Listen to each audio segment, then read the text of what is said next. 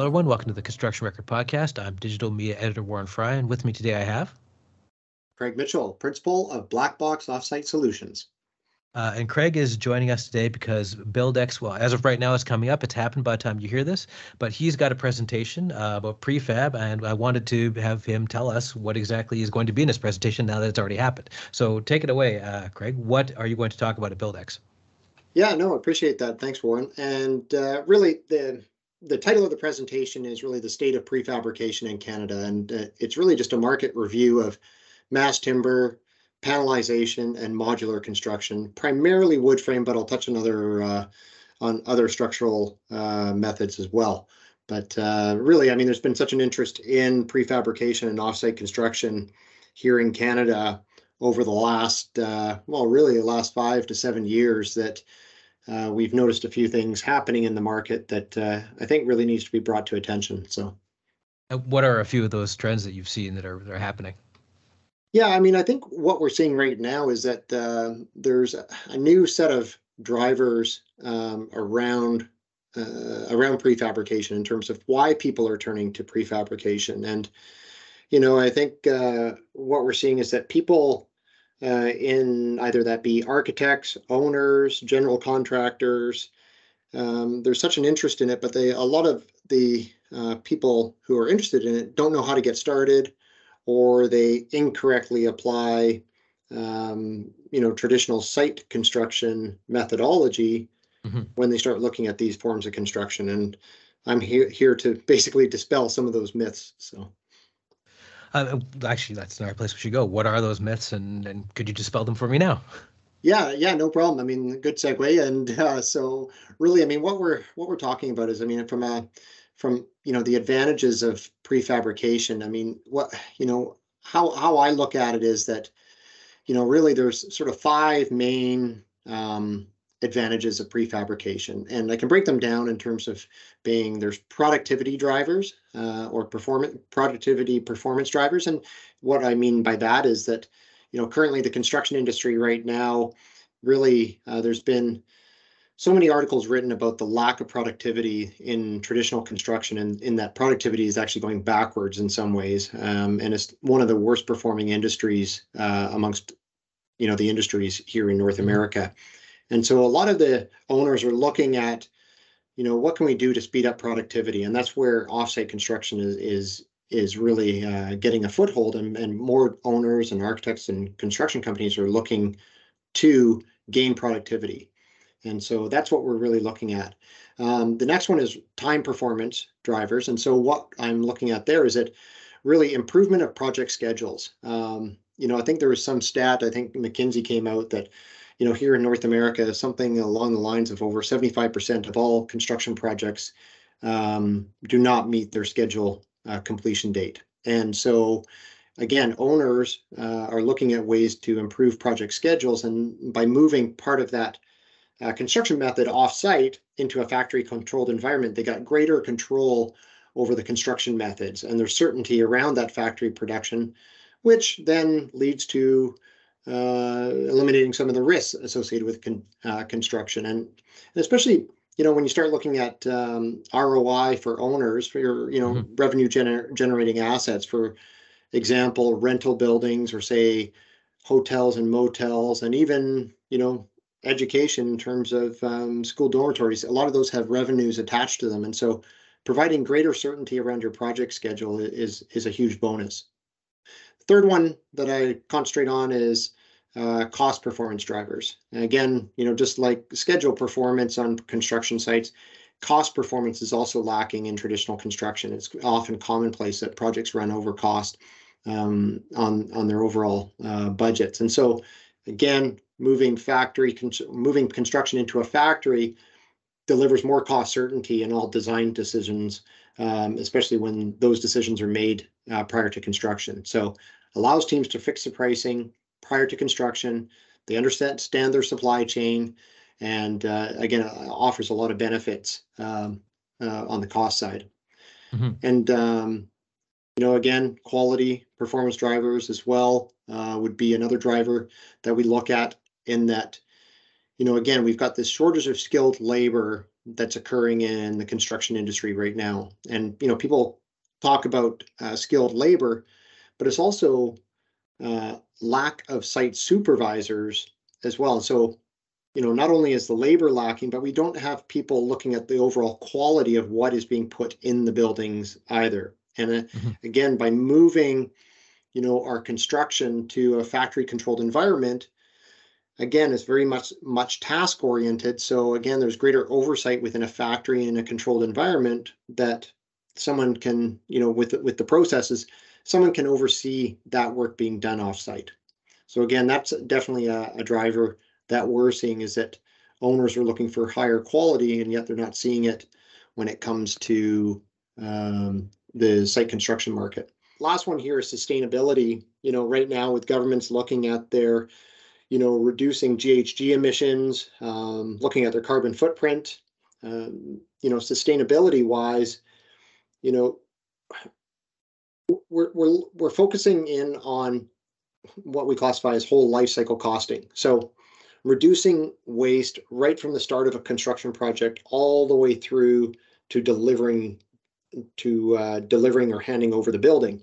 And one of the advantages of offsite construction is that workers only have one place to go. Delivery trucks have one place to go to drop off materials, and so again, you can stockpile that. From a GHG emission standpoint, factories end up being more cost effective than trying to construct on a construction site. You also look at things, for example, by going off-site, you also reduce neighborhood impact on noise and dust and so forth. And so really, we start looking from a sustainability lens that off-site construction does end up being more sustainable than traditional site-built construction. The push for affordable housing, which of course is a very big deal. Have you found that modular sort of ties in with that or dovetails it? Because prefab, even with container housing or even with prefab houses, there's just, I would think, a lot more demand and a lot less stigma than there used to be around it too.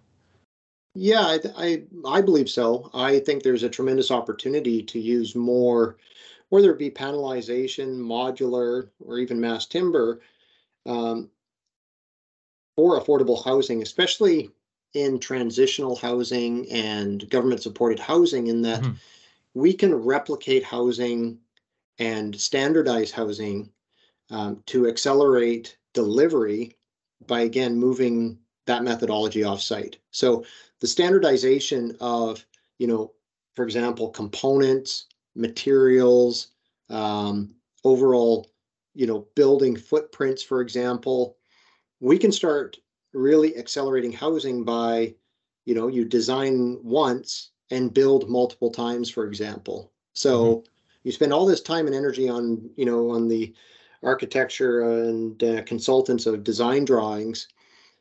And, every time we design a building, we start from scratch. And there's such a true advantage of going to standardization that, yeah, you know what, we can keep the same footprint, we can keep the same, internal guts of the building, let's say, and maybe we just change up some of the colors on the outside to fit some of the neighborhood characteristics. But we can start delivering buildings a lot faster than what we have in the past. And, one of the things that I often say to people is, why are we just procuring buildings as one-off buildings, especially for, government-supported housing? Why is the government not buying 50 or 100 buildings at a time to deploy all across Canada? So we need to start looking at that as well. What are some areas that you're seeing like new interest that you didn't see before? Because with prefab, I mean, obviously there's always going to be some sort of projects where it has to be a unique thing, but not everything has to be like that.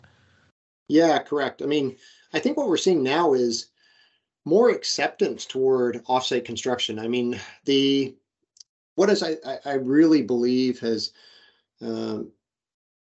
really pushed the market is a lot of government support, especially in the mass timber side of the equation, is that, using mass timber and what has occurred in Canada with the development and growth of mass timber is what we should be seeing with other forms of prefabrication.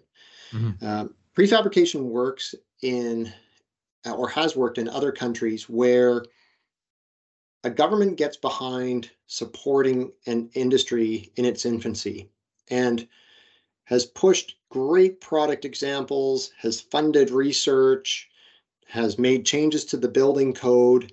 And now I really feel that we are now past the point where it's no longer, I would call, in the early adopter phase. We're now starting to see, or sorry, the innovator stage, we're now starting to see more adoption, not only from the government sector, but the private sector as well. And I would say that that model of what has just occurred in mass timber, and not only in Canada, we're seeing it in the US as well, is really a model there that, volumetric modular construction and panelization could take that model and we could really accelerate offsite construction in this country. Okay, and finally, people either having listened to this or having gone to your session or both, where can they go to find out more information about what you do and about modular construction in general? Yeah, so there are some great resources out there. I belong to the Modular Building Institute. It is a multinational organization. I was on the board of directors there. It's located in the US, but it really represents the modular construction industry around the world. And there's some fantastic examples of how modular construction is being utilized through that organization. Other organizations, really in Canada here, Woodworks does a fantastic job. The BC Forest Industry, Forestry Innovation Investment, who sponsored my market study, does a lot of great work here, especially in this province. And I would, encourage them to see what they're up to. They provide a lot of funding opportunities for both government, non-government organizations to look at new and innovative methods of construction utilizing wood. So I'd definitely check out those entities. And there's also a focus right now, SFU and Renewable Cities. They are also breaking down some of the barriers that exist right now for adoption of some of the mass timber buildings here, even in this city in Vancouver, where I'm from, that I think people should take note of. So. And by all means, if anyone wants a conversation with myself, by all means, just reach out to me through my website. Again, it's Blackbox Offsite Solutions, and be more than happy to have a conversation about how we can help. Okay, great. Thanks for joining us today, Craig. That's great, Warren. I appreciate the time.